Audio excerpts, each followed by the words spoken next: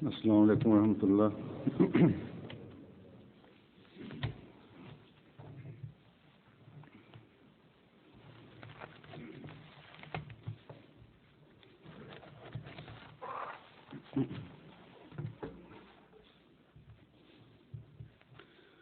أشهد أن لا إله إلا الله وحده لا شريك له وأشهد أن محمدا عبده ورسوله أما بعد فأعوذ بالله من الشيطان الرجيم بسم الله الرحمن الرحيم الحمد لله رب العالمين الرحمن الرحيم مالك يوم الدين إياك نعبد وإياك نستعين اهدنا الصراط المستقيم صراط الذين أنعمت عليهم غير المغضوب عليهم ولا الضالين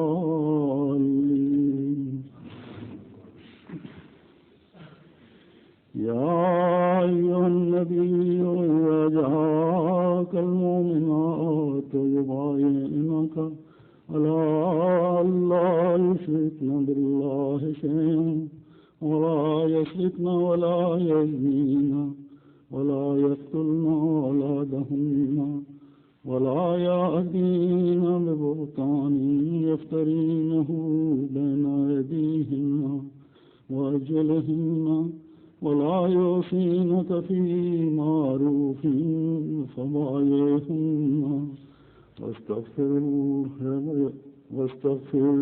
لهن الله إن الله غفور رحيم۔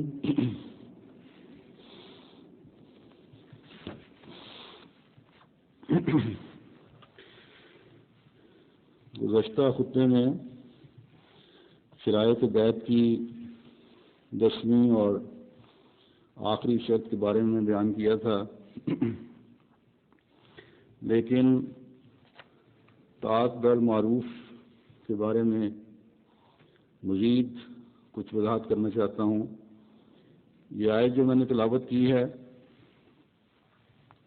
اس میں عورتوں سے اس بات پر عہد بیعت لینے کی تاکید ہے کہ شرک نہیں کریں گی، چوری نہیں کریں گی، زنا نہیں کریں گی، اولاد کو قتل نہیں کریں گی، اولاد کی تربیت کا خیال رکھیں گی، جھوٹا الزام کسی پر نہیں لگائیں گی، اور معروف امور میں نافرمانی نہیں کریں گی۔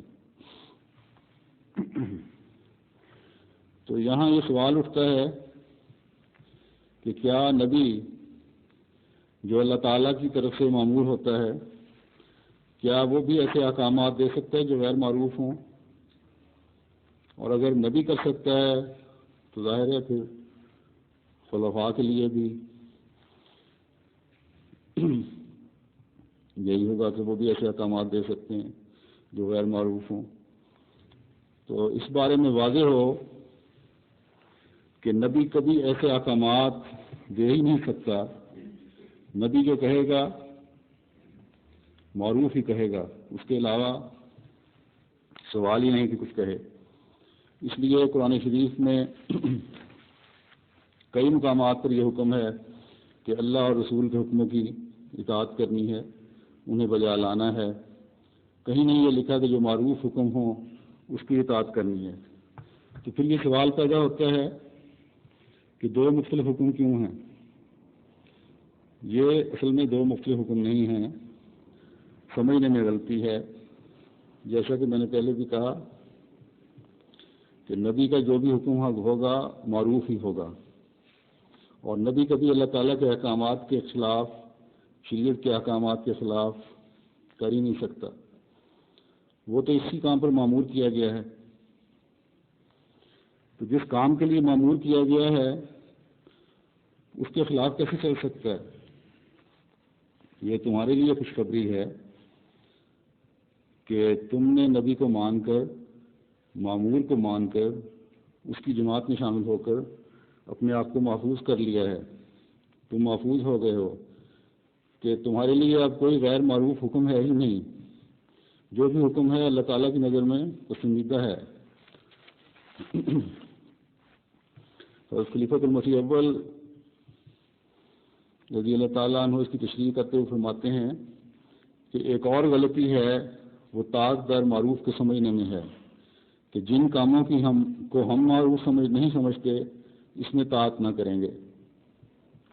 یہ لفظ نبی کریم صلی اللہ علیہ وسلم کے لیے بھی آیا ہے، ولا یاسینک فی معروف۔ اب کیا ایسے لوگوں نے حضرت محمد رسول اللہ صلی اللہ علیہ وسلم کے عیوب کی بھی کوئی فہرست بنا لی ہے؟ اسی طرح حضرت صاحب نے بھی شرائط بیت میں طاعت در معروف لکھا ہے۔ اس میں ایک سر ہے، میں تم میں سے کسی پر ہرگز بزن نہیں فرمایا، میں نے اس لیے ان باتوں کو کھولا تاکہ تم میں سے کسی کو اندر ہی اندر دھوکہ نہ لگ جائے۔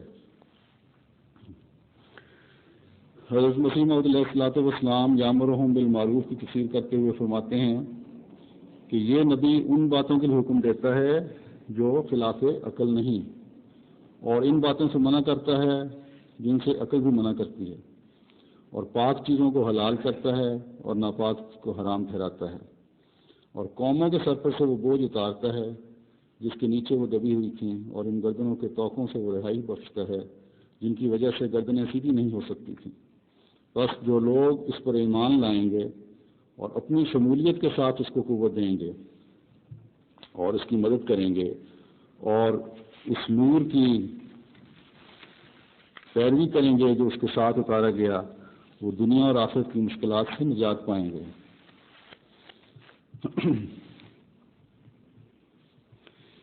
تو جب نبی اللہ تعالیٰ کے احکامات کی پیروی کرتا ہے، وہی احکامات دیتا ہے جو عقل جن کو تسلیم کرتی ہے، بری باتوں سے روکتا ہے، نیک باتوں کا حکم دیتا ہے اور ان سے اوپر ہٹ ہی نہیں سکتا۔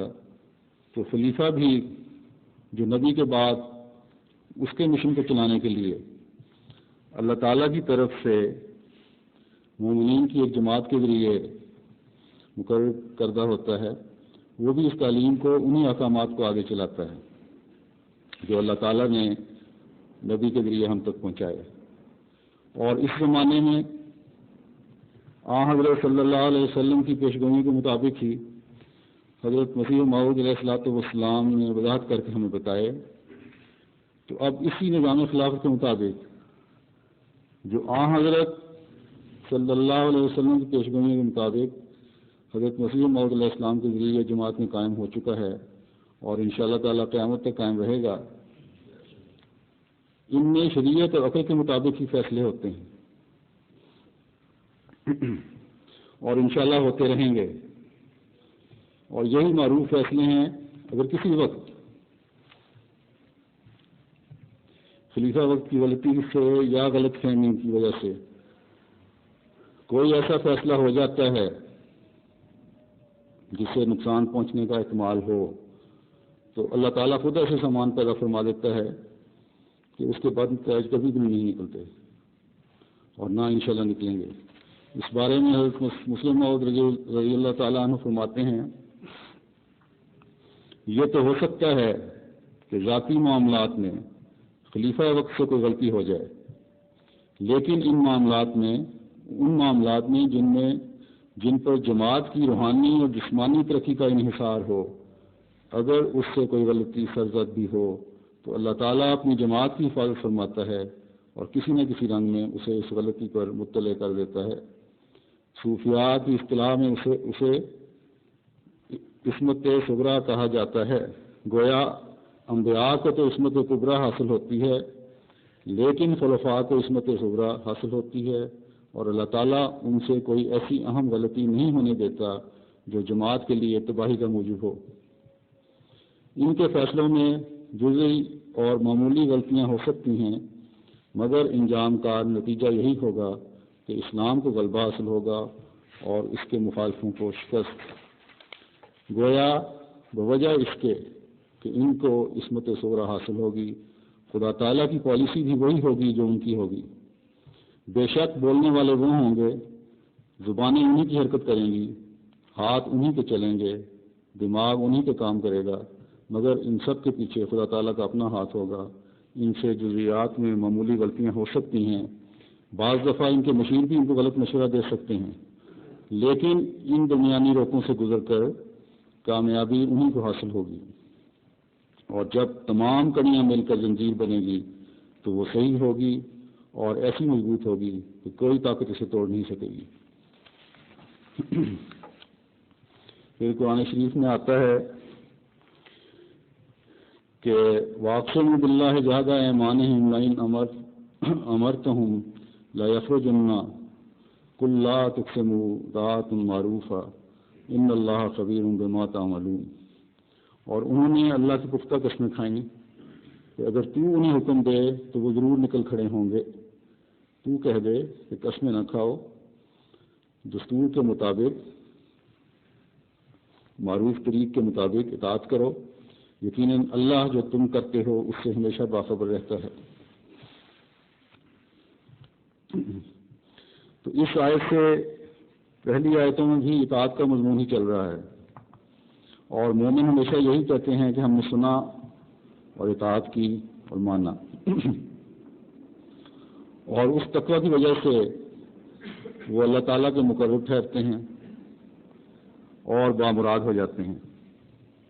تو اس آیت میں بھی یہ بتایا ہے کہ مومنوں کی طرح سنو اور اطاعت کرو کا نمونہ دکھاؤ، قسمیں نہ کھاؤ کہ ہم یہ کر دیں گے وہ کر دیں گے۔ حضرت مسلم موعود رضی اللہ تعالیٰ عنہ نے اس کی تفسیر میں لکھا ہے کہ دعوے تو منافق بھی بہت کرتے ہیں، اور اصل چیز تو یہ ہے کہ امن اطاعت کی جائے، منافقوں کی طرح سے بڑھ بڑھ کے باتیں نہ کی جائیں۔ تو یہاں اللہ تعالیٰ ایسے لوگوں کو لیے فرما رہا ہے کہ جو معروف طریقہ ہے اطاعت کا، جو دستور کے مطابق اطاعت ہے، وہ اطاعت کرو۔ نبی نے تمہیں کوئی خلاف شریعت اور خلاف عقل تو حکم نہیں دینا جس کے بارے میں تم یہ سوال کر رہے ہو۔ اب اس کی مثال میں دیتا ہوں۔ مثلاً حضرت اقدس مسیح موعود علیہ الصلوۃ والسلام فرماتے ہیں کہ میری بیعت میں شامل ہوئے ہو، مجھے ماننا ہے، تو 5 وقتہ نماز کے عادی بن جاؤ، جھوٹ چھوڑ دو، کبر چھوڑ دو، لوگوں کے حق مارنے چھوڑ دو، آپس میں پیار و محبت سے رہو۔ تو یہ سب طاعت اور معروف کے حکم میں ہی آتا ہے۔ تو یہ کام تو کرو نا، اور کہتے پھرو کہ ہم قسم کھاتے ہیں کہ آپ جو ہمیں حکم دیں گے ہم اس کو بجا لائیں گے، اس کو تسلیم کریں گے۔ اسی طرح خلفاء کی طرف سے مختلف وقتوں میں مختلف تحریکات بھی ہوتی رہتی ہیں، روحانی ترقی کے لیے بھی، جیسے مساجد کو آباد کرنے کے بارے میں ہے، نمازوں کے قیام کے بارے میں ہے، اولاد کی تربیت کے بارے میں ہے، اپنے اندر اخلاقی قدریں بلند کرنے کے بارے میں، وسعت حوصلہ پیدا کرنے کے بارے میں، دعوت اللہ کے بارے میں، یا متفرق مالی تحریکات ہیں۔ تو یہی باتیں ہیں جن کی اطاعت کرنا ضروری ہے، اور دوسرے لفظوں میں طاعت در معروف کے زمرے میں یہی چیزیں آتی ہیں۔ تو نبی نے یا کسی خلیفہ نے تمہارے سے خلاف احکام الہی اور خلاف عقل تو کام نہیں کروانے ہیں۔ یہ تو نہیں کہنا کہ تم آگ میں کود جاؤ یا سمندر میں چھلانگ لگا دو۔ گزشتہ خطبے میں ایک حدیث میں نے بیان کیا تھا کہ امیر نے حکم دیا تھا کہ آگ میں کود جاؤ، تو اس کی ایک اور روایت ملی ہے جس سے تھوڑی وضاحت ہوتی ہے۔ حضرت ابو سعید خدری رضی اللہ عنہ روایت کرتے ہیں کہ رسول اللہ صلی اللہ علیہ وسلم نے علقمہ بن مجزز کو ایک غزوہ کے لیے روانہ کیا. جب وہ اپنے غزوہ کی مقررہ جگہ کے قریب پہنچے یا ابھی وہ رستہ ہی میں تھے کہ ان سے فوج کے ایک دستہ نے اجازت طلب کی. چنانچہ انہوں نے ان کو اجازت دے دی اور ان پر عبداللہ بن حذافہ بن قیس السہمی کو امیر مقرر کر دیا. کہتے ہیں کہ میں بھی ان کے ساتھ غزوہ پر جانے والوں میں سے تھا. بس جب کہ ابھی وہ رستہ میں ہی تھے تو ان لوگوں نے آگ سینکنے یا کھانا پکانے کے لیے آگ جلائی. تو عبداللہ نے جو امیر مقرر ہوئے تھے جن کی طبیعت مزاحیہ تھی مذاق میں کہا کہ کیا تم پر میری بات سن کر اس کی اطاعت فرض نہیں؟ انہوں نے کہا کیوں نہیں. لوگوں نے اس پر عبداللہ بن حذافہ نے کہا کیا میں تم کو جو بھی حکم دوں گا اس کو بجا لاؤ گے؟ انہوں نے کہا ہاں ہم بجا لائیں گے. اس پر عبداللہ بن حذافہ نے کہا میں تمہیں تاکیداً کہتا ہوں کہ تم اس آگ میں کود پڑو. اس پر کچھ لوگ کھڑے ہو کر آگ میں کودنے کی تیاری کرنے لگے. پھر جب عبداللہ بن حذافہ نے دیکھا کہ یہ تو سچ مچ آگ میں کودنے لگے ہیں تو عبداللہ بن حذافہ نے کہا اپنے آپ کو آگ میں ڈالنے سے روکو. خود ہی یہ کہہ بھی دیا دیکھا لوگ سنجیدہ ہو رہے ہیں. پھر جب کہتے ہیں کہ پھر جب ہم اس غزوہ سے واپس آ گئے تو صحابہ نے اس واقعے کا ذکر نبی کریم صلی اللہ علیہ وسلم سے کیا. اس پر رسول اللہ صلی اللہ علیہ وسلم نے فرمایا عمراء میں سے جو شخص تم کو اللہ تعالیٰ کی نافرمانی کرنے کا حکم دے اس کی اطاعت نہ کرو. تو واضح ہو کہ نبی یا خلیفہ وقت کبھی بھی مذاق میں بھی یہ بات نہیں کر سکتا. تو اس لیے اللہ تعالیٰ نے فرمایا ہے کہ اگر کسی واضح حکم کی خلاف ورزی تم امیر کی طرف سے دیکھو تو پھر اللہ اور رسول کی طرف رجوع کرو. اور اب اس زمانے میں حضرت مسیح موعود علیہ السلام کے بعد خلافت راشدہ کا قیام ہو چکا ہے اور خلیفہ وقت تک پہنچو. اس کا فیصلہ ہمیشہ معروف فیصلہ ہی ہوگا انشاءاللہ. اور اللہ اور رسول صلی اللہ علیہ وسلم کے احکام کے مطابق ہی ہوگا. تو جیسا کہ میں نے پہلے عرض کیا کہ تمہیں خوشخبری ہو کہ اب تم ہمیشہ معروف فیصلوں کے نیچے ہی ہو. کوئی ایسا فیصلہ انشاءاللہ تمہارے لیے نہیں ہے جو کہ غیر معروف ہو. اس کے بعد اب میں یہ بیان کرنا چاہتا ہوں کہ حضرت اقدس مسیح موعود علیہ السلام کی جماعت میں شامل ہو کر آپ کی بیعت کر کے آپ سے ان 10 شرائط پر عہد بیعت باندھ کر ان شرائط پر عمل بھی کیا گیا, اطاعت کا نمونہ بھی دکھایا گیا, یا صرف زبانی جمع فرشی رہا کہ ہم اس شرائط پر آپ سے بیعت کرتے ہیں. اس کے لیے میں نے چند نمونے لیے ہیں جن سے پتہ چلے کہ بیعت کرنے والوں کے لیے بیعت کرنے والوں نے اپنے اندر کیا روحانی تبدیلیاں پیدا کیں اور کیا روحانی انقلابات آئے. اور یہ تبدیلیاں حضرت مسیح موعود علیہ السلام کے زمانے میں بھی اور اس زمانے میں بھی ہمیں نظر آتی ہیں. حضرت اقدس مسیح موعود علیہ السلام فرماتے ہیں کہ میں حلفاً کہتا ہوں کہ کم از کم 1,00,000 آدمی میری جماعت میں ایسے ہیں کہ سچے دل سے میرے پر ایمان لاتے ہیں اور اعمال صالحہ بجا لاتے ہیں اور باتیں سننے کے وقت اس قدر روتے ہیں کہ ان کے گریبان تر ہو جاتے ہیں. تو ایک شرط یہ تھی کہ شرک سے اجتناب کریں گے. صرف ہمارے مرد ہی نہیں بلکہ خواتین بھی ایسے اعلیٰ معیار قائم کر گئی ہیں اور ایسے اعلیٰ نمونے دکھائے ہیں کہ جن کو دیکھ کر دل اللہ تعالیٰ کی ہم سے بھر جاتا ہے کہ کیا انقلاب آیا. اور حضرت مسیح موعود علیہ السلام کے لیے دعا نکلتی ہے.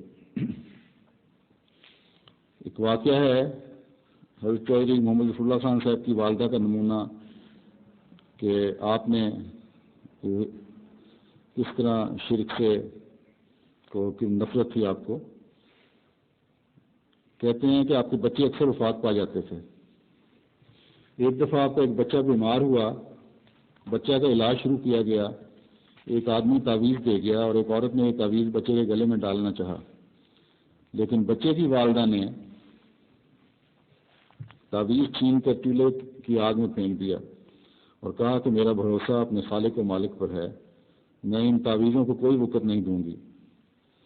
بچہ 2 ماہ کا ہوا تو وہی جے دیوی ملنے کے لیے آئی اور بچے کو پیار کیا اور آپ سے کچھ پارچات اور کچھ رسد اس رنگ میں طلب کی جس سے یہ مترشح ہوتا تھا کہ گویا یہ چیزیں ظفر پر سے بلا ٹالنے کے لیے ہیں.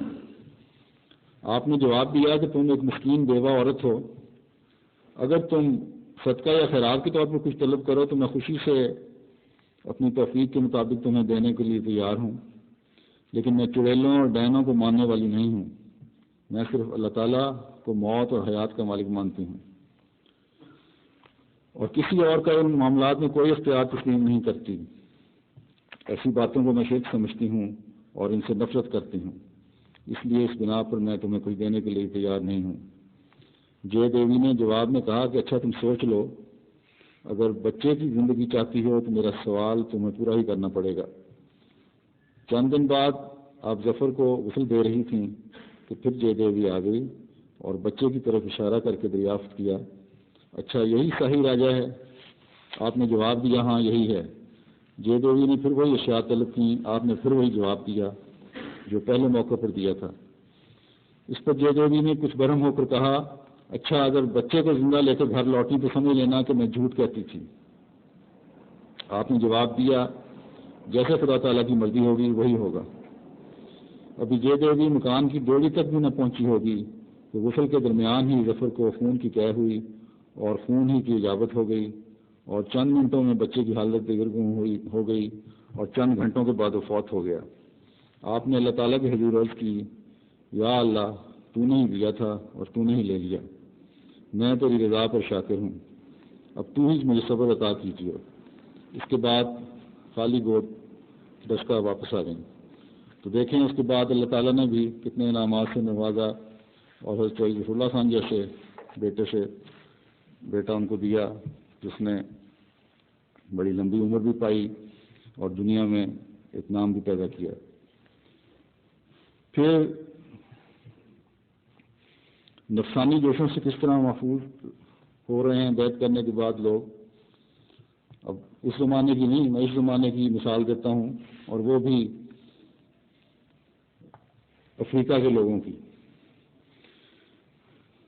افریقہ کے پیغن مذہب کے لوگ جو ہیں ان کے اندر بہت سی گندی رسمیں اور عادتیں پائی جاتی ہیں، مگر احمدیت کے اندر داخل ہوتے ہی وہ ان رسموں پر اس طرح لکیر پھیر دیتے ہیں اور اپنے اندر پاک تبدیلی پیدا کر لیتے ہیں جیسے کبھی ان میں یہ برائیاں تھیں ہی نہیں. ایسی رپورٹیں بھی آئیں کہ شراب کے رسیا ایک دم شراب سے نفرت کرنے لگ گئے اور اس کا دوسروں پر بھی بہت گہرا اثر ہوا. اور جب وہ اس بات کا تذکرہ کرتے ہیں تو مولوی کہتے ہیں کہ احمدیت نے ان پر جادو کر دیا ہے اور اس وجہ سے انہوں نے شراب چھوڑ دی ہے. پھر ایک واقعہ مجھے یاد آیا، ایک مربی صاحب نے مجھے بتایا، گھانا میں ایک احمدی ہوا شخص جس میں تمام قسم کی برائیاں پائی جاتی تھیں، شراب کی بھی، زنا کی بھی، ہر قسم کی. وہاں رواج یہ ہے کہ گھروں میں لوگ غربت کی وجہ سے یا گھروں کی رہائش کی کمی کی وجہ سے بڑے بڑے مکان ہوتے ہیں، اس میں ایک کمرہ کرائے پر لے لیتے ہیں اور اسی طرح رہنے کا رواج ہے. تو اس شخص نے اسی طرح کے ماحول میں رہتا تھا، عورتوں سے دوستی تھی، لیکن جب احمدیت قبول کی تو سب کو کہہ دیا کہ کسی غلط کام کی وجہ لیے میرے پاس نہ آئے کوئی. لیکن ایک عورت اس کا پیچھا چھوڑنے والی نہیں تھی، تو اس نے اس کا یہ طریقہ اختیار کیا، جب وہ دیکھتا تھا دور سے تو کنڈی لگا کر فوراً نوافل شروع کر دیتا تھا پڑھنے.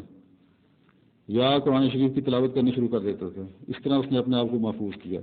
تو یہ انقلابات ہیں جو احمدیت لے کے آئی. پھر ہمارے ایک مبلغ ہیں مولانا بشیر قمر صاحب، وہ بیان کرتے ہیں کہ ایک عید کی نماز کے بعد پیراماؤنٹ چیف سے ملنے گیا. وہ اپنے سب سرکردہ افراد کے ساتھ ہمارے انتظار میں تھے. جب ہم اندر داخل ہوئے تو احمدی دوستوں نے چیفوں اور ان کے ساتھیوں کے سامنے بڑے جوش سے اس طرح گانا شروع کیا کہ ایک بوڑھا احمدی جو چیف کے سامنے تھا چھڑی ہوا میں لہرا لہرا کر گا رہا تھا، اور باقی دوست جو 300 کے قریب تھے اس کے پیچھے وہی فقرات دہرا رہے تھے. تو کہتے ہیں میں نے اپنے ترجمان سے پوچھا کہ یہ کیا کہہ رہے ہیں. اس نے یہ بتایا کہ یہ اللہ تعالیٰ کے احسانات اور احمدیت کی برکات کا ذکر کر رہے ہیں. یہ کہہ رہے ہیں کہ ہم بت پرست اور مشرک تھے، ہمیں حلال و حرام اور نیکی بدی کا کوئی علم نہیں تھا، ہماری زندگی بالکل حیوانی تھی، ہم وحشی تھے، شراب کو پانی کی طرح پیتے تھے. احمدیت نے ہمیں سیدھا راستہ دکھایا اور ہمیں بدیاں ہم سے چھوٹ گئیں اور ہم انسان بن گئے. تو یہ لوگ اپنے ہی شہر کے پیراماؤنٹ چیف اور دیگر اکابر کے سامنے جو ان کی سابقہ عادات و اخلاق سے پوری طرح واقف تھے اپنی تبدیلی بڑی تحدی سے بیان کر رہے تھے اور جماعت کی صداقت کے طور پر یہ ثبوت پیش کر رہے تھے. پھر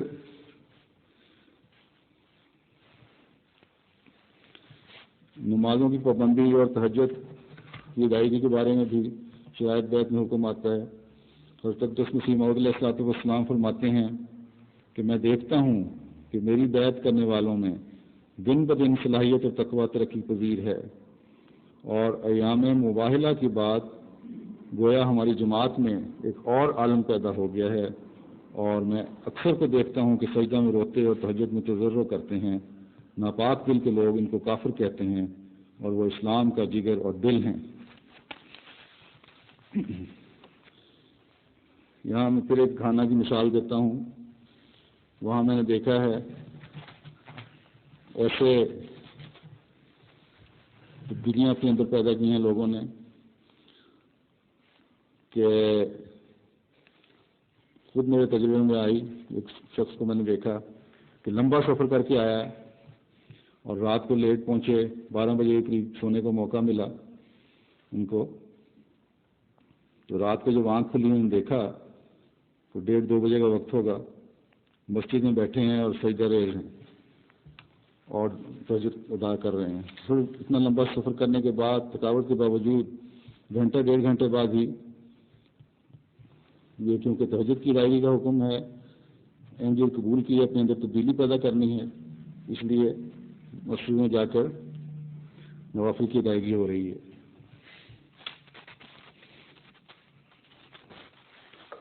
پھر ایک روایت آتی ہے، حضرت منشی محمد اسماعیل صاحب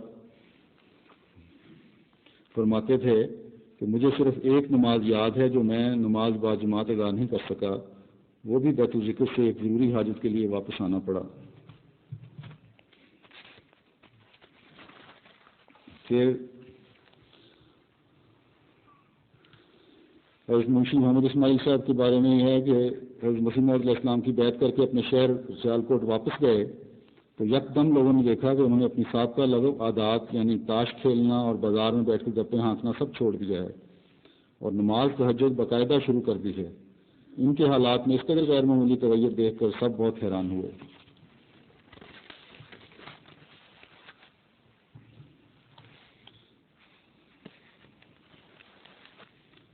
قادیان میں نمازوں اور تہجد کے التزام کے بارے میں حضرت نواب محمد علی خان صاحب فرماتے ہیں کہ میں قادیان میں سورج گرہن کے دن نماز میں موجود تھا. مولوی محمد عاصم صاحب امروہی نے نماز پڑھائی اور نماز میں شریک ہونے والے بے حد رو رہے تھے. اس رمضان میں یہ حالت تھی کہ صبح 2 بجے سے چوک احمدیہ میں چہل پہل ہو جاتی. اکثر گھروں میں اور بعض مسجد مبارک میں عام موجود ہوتے جہاں تہجد کی نماز ہوتی، سحری کھائی جاتی اور اول وقت صبح کی نماز ہوتی. اس کے بعد کچھ عرصہ تلاوت قرآن شریف ہوتی اور کوئی 8 بجے کے بعد حضرت مسیح موعود علیہ الصلوۃ والسلام شہر کو تشریف لے جاتے، سب خدام ساتھ ہوتے، یہ سلسلہ کوئی 11-12 بجے ختم ہوتا، اس کے بعد ظہر کی اذان ہوتی اور 1 بجے سے پہلے نماز ظہر ختم ہو جاتی اور پھر نماز عصر بھی اپنے اول وقت میں پڑھی جاتی۔ بس عصر اور مغرب کے درمیان فرصت کا وقت ملتا تھا۔ مغرب کے بعد کھانے وغیرہ سے فارغ ہو کر 8-8:30 بجے نماز عشاء ختم ہو جاتی اور ایسا روح کا عالم ہوتا کہ گویا کوئی آباد نہیں، مگر 2 بجے رات سب بیدار ہو جاتے اور چہل پہل ہوتی۔ پھر نواب عبداللہ خان صاحب کے بارے میں حضرت مسیح رابع رحمہ اللہ تعالیٰ نے ایک روایت لکھی ہے کہ نماز کے عاشق تھے، خصوصاً نماز باجماعت کے قیام کے لیے آپ کا جذبہ اور جد و جہد امتیازی شان کے حامل تھے۔ بڑی باقاعدگی سے 5 وقت مسجد میں جانے والے جب دل کی بیماری سے صاحب فراش ہو گئے تو اذان کی آواز کو ہی اس محبت سے سنتے جیسے محبت کرنے والے اپنے محبوب آواز کو۔ جب ذرا چلنے پھرنے کی سکت پیدا ہوئی تو بسا اوقات گھر کے لڑکوں میں سے ہی کسی کو پکڑ کر آگے کھڑا کر دیتے اور باجماعت نماز ادا کرنے کے جذبہ کی تسکین کر لیتے، یا رتن باغ میں نماز والے کمرہ کے قریب ہی کرسی سرکا کر باجماعت نماز میں شامل ہو جایا کرتے تھے۔ اور جب وہ ماڈل ٹاؤن والی کوٹھی میں گئے تو وہاں بھی 5 وقتہ نماز کا اہتمام کر کے گویا گھر کو ایک قسم کی مسند بنا لیا۔ 5 وقت اذان دلواتے، موسم کی مناسبت سے کبھی باہر گھاس کے میدان میں، کبھی اندر چٹائیاں بچھوانے کا اہتمام کرتے اور بسا اوقات پہلے نمازی ہوتے جو مسجد میں پہنچ کر دوسرے نمازیوں کا انتظار کیا کرتا۔ مختلف انواع لوگوں کے لیے اپنی رہائش گاہ کو 5 وقت کے آنے جانے کی جگہ بنا دینا کوئی معمولی نیکی نہیں ہے، خصوصاً ایسی حالت میں اس کی قیمت اور بھی بڑھ جاتی ہے جبکہ صاحب خانہ کا رہن سہن کا معیار خاصا بلند ہو اور معاشرتی تعلقات کا دائرہ بہت وسیع ہو۔ پنجگانہ نماز کے التزام کے بارے میں بھی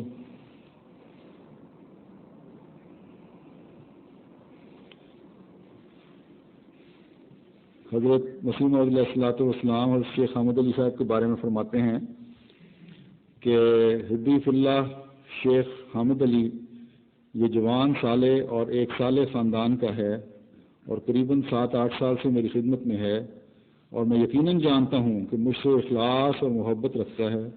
اگرچہ دقائق کے تقویٰ تک پہنچنا بڑے عرفاء اور صلحاء کا کام ہے، مگر جہاں تک سمجھ ہے اتباع سنت اور رعایت تقویٰ میں مصروف ہے۔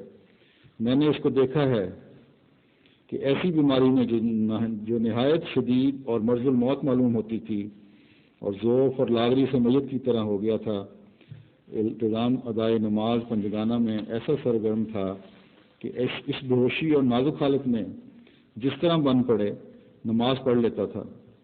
میں جانتا ہوں کہ انسان کی خدا ترسی کا اندازہ کرنے کے لیے اس کے التزام نماز کو دیکھنا کافی ہے کہ کس قدر ہے، اور مجھے یقین ہے کہ جو شخص پورے اہتمام سے نماز ادا کرتا ہے اور خوف اور بیماری اور فتنہ کی حالت اس کو نماز سے روک نہیں سکتی، وہ بے شک خدا تعالیٰ پر ایک سچا ایمان رکھتا ہے، مگر یہ ایمان غریبوں کو دیا گیا، دولت مند اس نعمت کو پانے والے بہت تھوڑے ہیں۔ پھر یہ جو شرط ہے کہ بلا ناغہ 5 وقتہ نماز موافق خدا اور رسول کے ادا کرتا رہے گا، اس کے بارے میں ایک بزرگ مولوی فضل علی صاحب بیان کرتے ہیں حضرت مرزا یعقوب بیگ صاحب رضی اللہ تعالیٰ عنہ کا کیا نمونہ تھا کہ حضرت مسیح موعود علیہ السلام کو حضرت مرزا ایوب بیگ صاحب سے بڑی محبت تھی۔ ایک دن میں نے مغرب کی نماز مرزا ایوب بیگ صاحب کے ڈیرے پر پڑھی۔ حضرت مفتی محمد صادق صاحب بھی وہیں تھے۔ مرزا ایوب بیگ صاحب کی نماز الصلاۃ معراج المومنین کا رنگ رکھتی تھی۔ وہ جب نماز پڑھتے تھے تو دنیا کے خیالات سے لاپرواہ ہوتے تھے اور ان کی آنکھوں سے آنسو گرا کرتے تھے۔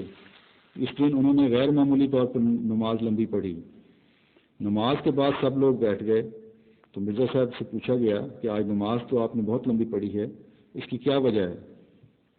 پہلے تو آپ نے نام بتلایا، مگر اصرار ہونے پر کہا کہ جب میں درود پڑھنے لگا تو مجھے کشف ہوا کہ حضرت صلی اللہ علیہ وسلم ایک پلیٹ فارم پر ٹہل رہے ہیں اور دعا مانگ رہے ہیں. مرزا صاحب نے عربی الفاظ بھی بتلائے اور دعا کا ترجمہ بھی بتلایا. اس کا مطلب یہ تھا کہ اے خدا میری امت کو ضلالت سے بچا اور اس کی کشتی کو پار لگا. میں اس دعا کے ساتھ آمین کہتا رہا. پھر میں نے حضرت مسیح موعود علیہ السلام کو دیکھا کہ وہ دعا مانگ رہے ہیں کہ اے خدا محمد رسول اللہ صلی اللہ علیہ وسلم کی دعائیں قبول فرما اور آپ کی امت کو گرداب ضلالت سے بچا. بس جب حضرت مسیح موعود علیہ السلام نے دعا ختم کی تو میں نے بھی نماز ختم کر دی. تو یہ انقلاب ہے کہ جاگتے میں بھی بیدار ہو رہا ہے. پھر حضرت ڈاکٹر مرزا یعقوب بیگ صاحب اور حضرت مرزا ایوب بیگ صاحب پر حضرت مسیح علیہ السلام کی بیعت کا کیا اثر ہوا، اس بارے میں ایک روایت یہ ہے، بلکہ وہ خود ہی بتاتے ہیں کہ ہمارے والد صاحب نے اپنے دوست کو بتایا کہ جب میرے یہ دونوں لڑکے 1892 اور 1893 کے موسم گرما کی تعطیلات میں میرے پاس بمقام ککراہٹہ ضلع ملتان میں آئے تو میں نے ان کی حالت میں ایک عظیم الشان تبدیلی دیکھی جس سے میں حیران رہ گیا، اور میں حیرت میں کہتا تھا کہ اے خدا تو نے کون سے اسباب ان کے لیے میسر کر دیے جن سے ان کے دلوں میں ایسی تبدیلی ہوئی کہ یہ نور علی نور ہو گئے. یہ ساری نمازیں پڑھتے ہیں اور ٹھیک وقت پر نہایت ہی شوق اور عشق اور سوز و گداز کے ساتھ اور نہایت رقت کے ساتھ کہ ان کی چیخیں بھی نکل جاتی ہیں. اکثر ان کے چہروں کو آنسوؤں سے تر دیکھتا اور خشیت الہی کے آثار ان کے چہروں پر ظاہر ہوتے. اس وقت ان دونوں بچوں کی بالکل چھوٹی عمر تھی، داڑھی کا آغاز تھا. میں ان کی اس عمر میں یہ حالت دیکھ کر سجدات شکر بجا لاتا نہ تھکتا تھا، اور پہلے جو ان کی روحانی کمزوری کا بوجھ میرے دل پر تھا وہ اتر گیا. پھر والد صاحب نے اس دوست سے کہا کہ ان کی اس غائب درجہ کی تبدیلی کا عقدہ مجھ پر نہ کھلا کہ اس چھوٹی سی عمر میں ان کو یہ فیض اور روحانی برکت کہاں سے ملی. کچھ مدت کے بعد یہ معلوم ہوا کہ یہ رشت انہیں حضرت اقدس مسیح موعود کی بیعت سے حاصل ہوئی ہے، اور والد صاحب کو حضرت صاحب کی بیعت میں شامل کرنے کا ایک بڑا بھاری ذریعہ ہماری تبدیلی تھی. ان بچوں کی تبدیلی سے والدین بھی ہوئے جس نے ان کو حضرت اقدس کی طہارت اور انفاس طیبہ کی نسبت اندازہ لگانے کا اچھا موقع دیا. حضرت چودھری نصر اللہ خان صاحب کا نمونہ حضرت چودھری نصر اللہ خان صاحب کے والد تھے کہ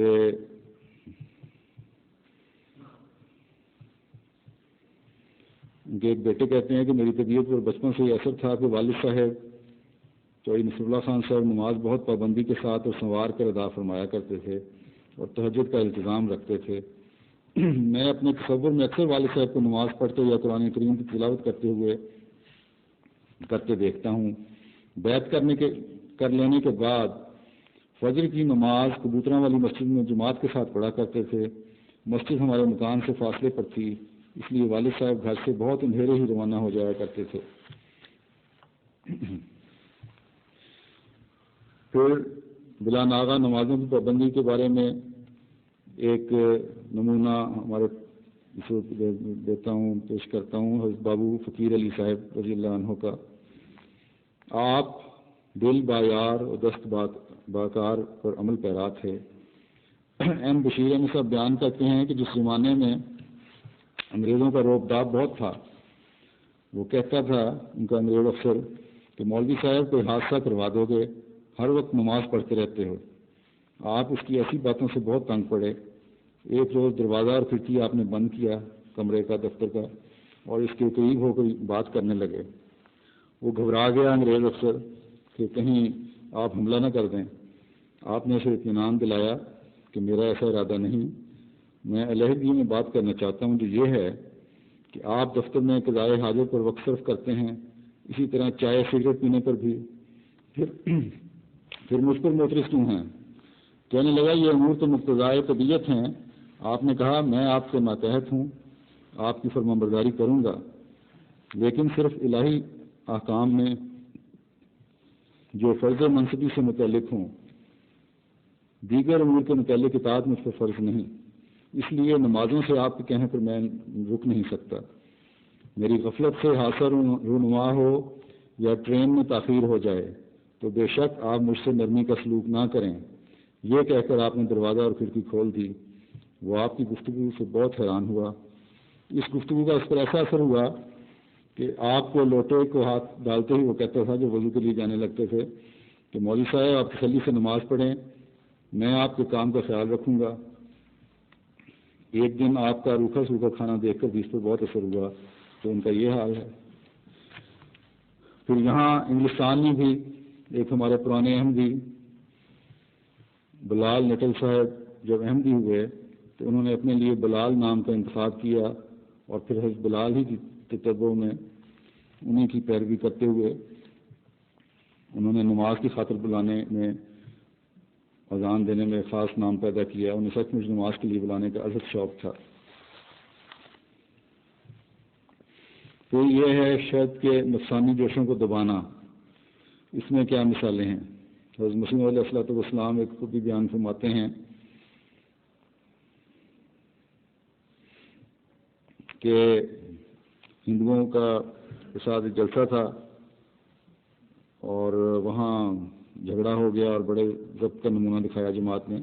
فرماتے ہیں کہ اگر پاک طبع مسلمانوں کو اپنی تہذیب کا خیال نہ ہوتا اور بموجب قرآنی تعلیم کے صبر کے پابند نہ رہتے اور اپنے غصہ کو تھام نہ لیتے تو بلا شبہ یہ بدنیت لوگ ایسی اشتعال دہی کے مرتکب ہوئے تھے کہ قریب تھا کہ وہ جلسہ کا میدان خون سے بھر جاتا۔ مگر ہماری جماعت پر ہزار آفرین ہے کہ انہوں نے بہت عمدہ نمونہ صبر اور برداشت کا دکھایا، اور وہ کلمات آریوں کے جو گولی مارنے سے بدتر تھے ان کو سن کر چپ کے چپ رہ گئے۔ اسی طرح فرماتے ہیں کہ اگر میری طرف سے اپنی جماعت کے لیے صبر کی نصیحت نہ ہوتی اور اگر میں پہلے سے اپنی جماعت کو اس طور سے تیار نہ کرتا کہ وہ ہمیشہ بدگوئی کے مقابل پر صبر کریں تو وہ جلسہ کا میدان خون سے بھر جاتا، مگر یہ صبر کی تعلیم تھی کہ اس نے ان کے جوشوں کو روک لیا۔ پھر نفسانی جوشوں کو دبانے کی ایک مثال حضرت سید عبدالستار شاہ صاحب کی ہے۔ عجیب نمونہ ہے کہ روایت ہے کہ ایک روز حضرت شاہ صاحب نماز کی ادائیگی کے لیے نزدیکی مسجد میں تشریف لے گئے۔ اس وقت ایک سخت مخالف احمدیت چودھری رحیم بخش صاحب وضو کے لیے مٹی کا لوٹا ہاتھ میں لیے وہاں موجود تھے۔ حضرت ڈاکٹر صاحب کو دیکھتے ہی، ڈاکٹر صاحب سرکاری ڈاکٹر تھے اور سرکاری ہسپتال میں وہاں تعینات تھے، مذہبی بات چیت شروع کر دی اس نے، چودھری صاحب نے۔ حضرت ڈاکٹر صاحب کی کسی بات پر چودھری رحیم بخش صاحب نے شدید غصہ میں آ کر مٹی کا لوٹا زور سے آپ کے ماتھے پر دے مارا۔ چودھری رحیم بخش نے مٹی کا لوٹا ڈاکٹر عبدالستار شاہ صاحب کے ماتھے پر مارا اور لوٹا ماتھے پر لگتے ہی ٹوٹ گیا اور ماتھے کی ہڈی تک معروف ہو گئی اور خون زور سے بہنے لگا۔ ڈاکٹر صاحب کے کپڑے خون سے لت پت ہو گئے۔ آپ نے زخم والی جگہ کو ہاتھ سے تھام لیا اور فوراً مرہم پٹی کے لیے ہسپتال چل دیے۔ ان کے واپس چلے جانے پر چودھری رحیم بخش بہت گھبرائے کہ اب کیا ہوگا، یہ سرکاری ڈاکٹر ہے، افسر بھی اس کی سنیں گے اور میرے بچنے کی اب کوئی صورت نہیں، میں کہاں جاؤں اور کیا کروں۔ وہ ان خیالات میں ڈرتے ہوئے اور سہمے ہوئے مسجد میں ہی دب کے بیٹھے پڑے رہے۔ ادھر ڈاکٹر صاحب نے ہسپتال میں جا کر زخمی سر کی مرہم پٹی کی، دوائی لگائی اور پھر خون آلود کپڑے بدل کر دوبارہ نماز کے لیے اسی مسجد میں آ گئے۔ جب ڈاکٹر سید عبدالستار شاہ صاحب دوبارہ مسجد میں داخل ہوئے اور چودھری رحیم بخش صاحب کو وہاں دیکھا تو دیکھتے ہی آپ مسکرائے اور مسکراتے ہوئے پوچھا کہ چودھری رحیم بخش ابھی آپ کا غصہ ٹھنڈا ہوا ہے یا نہیں۔ یہ فکرہ سنتے ہی چودھری رحیم بخش کی حالت غیر ہو گئی۔ فوراً ہاتھ جوڑتے ہوئے معافی کے ملتجی ہوئے اور کہنے لگے کہ شاہ صاحب میری بیعت کا خط لکھ دیں۔ یہ اعلیٰ صبر کا نمونہ اور نرمی اور رفو کا سلوک سوائے الہی جماعت کے افراد کے کسی سے سرزد نہیں ہو سکتا۔ چنانچہ چودھری صاحب احمدی ہو گئے اور کچھ عرصے بعد ان کے باقی افراد خانہ بھی جماعت احمدیہ میں داخل ہو گئے۔ تو یہ چند نمونے ہیں جو میں نے پیش کیے جو پہلی 3-4 شرائط بیعت کے تعلق میں ہیں۔ انشاءاللہ کوشش کروں گا کہ آئندہ کچھ اور نمونے بھی پیش کروں کہ کیا انقلابات آئے بیت میں داخل ہونے کے بعد لوگوں میں، تاکہ نئے آنے والوں کو بھی اور آئندہ نسلوں کو بھی پتہ چلے اور وہ بھی اپنے اندر ایسی پاک تبدیلیاں پیدا کریں اور کبھی ان پر روب دجال نہ آئے۔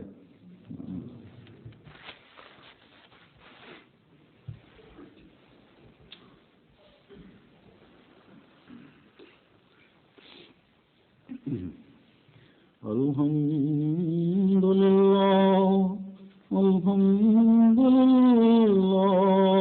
نحمده ونستعينه ونستغفره ونؤمن به ونتوكل عليه ونعوذ بالله من شرور أنفسنا ومن سيئات أعمالنا، من يهده الله فلا مضل له ومن يضلله فلا هادي له، ونشهد أن لا إله إلا الله ونشهد أن محمدا عبده ورسوله۔ عباد الله رحمكم الله، إن الله يأمر بالعدل والإحسان وإيتاء ذي القربى وينهى عن الفحشاء والمنكر والبغي يعظكم لعلكم تذكرون۔ اذكروا الله يذكركم وادعوه يستجب لكم، ولذكر الله أكبر۔